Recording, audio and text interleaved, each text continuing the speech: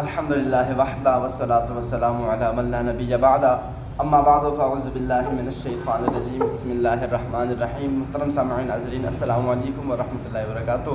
میں ہوں آپ کا میزبان سید شفقت شاہ اور آپ دیکھ رہے ہیں سید شفقت شاہ آفیشیل۔ ناظرین آپ کے ساتھ ایک بار پھر حاضر ہے، اور آپ کو جس طرح کہ میں نے فرسٹ ولاگ میں بتایا تھا کہ اس چینل کو ہم نے اس لیے بنایا ہے کہ ہم آپ کے ساتھ اسلامی واقعات وغیرہ اور قرآن پاک کی ٹرانسلیشن تفسیر آپ کے ساتھ شیئر کریں اور دین اسلام کا پیغام دنیا کے ہر کونے میں پہنچ سکے۔ تو آج ہم لائے ہیں سامعین آپ کے لیے سورہ فاتحہ کی ٹرانسلیشن اور سورہ فاتحہ کے بارے میں ڈیٹیل کہ سورہ فاتحہ کہاں پہ نازل ہوئی، اس سورہ فاتحہ کے نام کیا ہے۔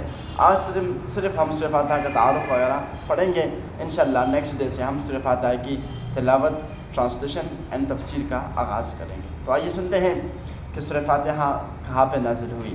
اکثر علماء کے نزدیک سورہ فاتحہ یہ مکۃ المکرمہ میں نازل ہوئی، اور امام مجاہد رحمۃ اللہ علیہ فرماتے ہیں کہ سورہ فاتحہ مدینہ المنورہ میں نازل ہوئی۔ اور ایک قول یہ ہے کہ سورہ فاتحہ کا جو نزول ہے یہ 2 مرتبہ ہوا ہے، ایک مرتبہ یہ مکۃ المکرمہ میں نازل ہوئی اور ایک مرتبہ یہ مدینہ الرسول صلی اللہ علیہ وآلہ وسلم میں نازل ہوئی۔ اور اس صورت میں ایک رکوع اور 7 آیتیں ہیں، اور اس صورت کے متعدد نام رکھے گئے ہیں، یعنی اس صورت کو سورہ فاتحہ کو بہت سے نام دیے گئے ہیں جن میں سے ہم چند ذکر کرتے ہیں۔ ان میں سے ایک نام یہ ہے کہ اس کو فاتحۃ الکتاب کہا جاتا ہے۔ اس کی وجہ کیا ہے؟ سورہ فاتحہ سے چونکہ قرآن پاک کی تلاوت شروع کی جاتی ہے اور اسی صورت سے قرآن پاک لکھنے کی ابتدا کی جاتی ہے، لہٰذا اسی وجہ سے اس کو سورہ فاتحۃ الکتاب کہتے ہیں۔ اور چونکہ اس کے شروع میں آپ دیکھیں نا الحمدللہ رب العالمین کے شروع میں الحمدللہ آ رہا ہے، تو الحمد چونکہ اس کا مطلب تعریف کرنے کا ہوتا ہے، تو اسی وجہ سے اس الحمدللہ سے ابتدا میں آنے کی وجہ سے اس سورت کو سورہ حمد بھی کہا جاتا ہے۔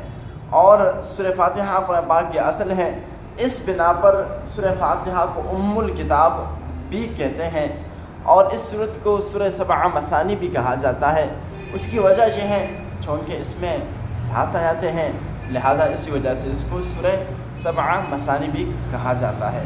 اور اس سورت کو سورۃ شفا بھی کہتے ہیں، شفا کا باعث ہونے کی وجہ سے اسے سورۃ شفا اور سورۃ شافیہ کہتے ہیں۔ دین کے بنیادی امور کا جامع ہونے کی وجہ سے سورہ فاتحہ کو سورۃ الکنز، سورۃ الوافیہ اور سورۃ الکافیہ کہتے ہیں۔ دعا پر مشتمل ہونے کی وجہ سے اسے سورۃ الدعاء، سورۃ تعلیم المسئلہ، سورۃ السؤال، سورۃ مناجات اور سورۃ تفویض بھی کہا جاتا ہے۔ تو سامعین آج ہم نے سنا سورہ فاتحہ کے تعارف کے بارے میں، جس میں 7 آیات ہیں، یہ مکہ میں بھی نازل ہوئے قول کے مطابق اور مدینہ بھی نازل ہوئی۔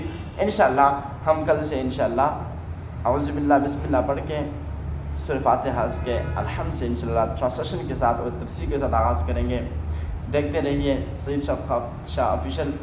انشاءاللہ ملتے ہیں نیکسٹ ویڈیو میں۔ السلام علیکم ورحمۃ اللہ وبرکاتہ۔